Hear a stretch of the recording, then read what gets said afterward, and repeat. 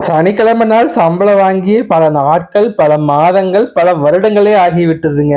ஆமாங்க. நம்ம கம்பெனிக்கு போயிட்டு இருக்கும்போது, சனிக்கிழமை நாளு அந்த ஒரு 8 மணிக்கு சேலரி குடுக்கும்போது அவ்வளோ ஹேப்பியா இருக்கும்.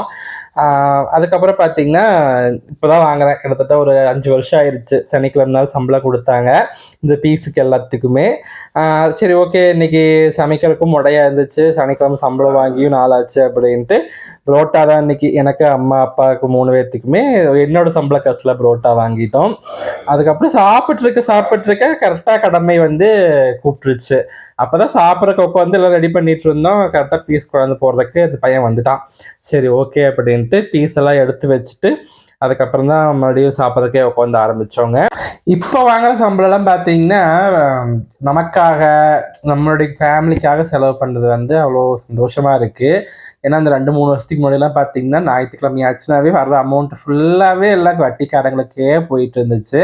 இப்பல்லாம் நல்லா நார்மலா போயிட்டு இருக்குதுங்க. அதுவே ஒரு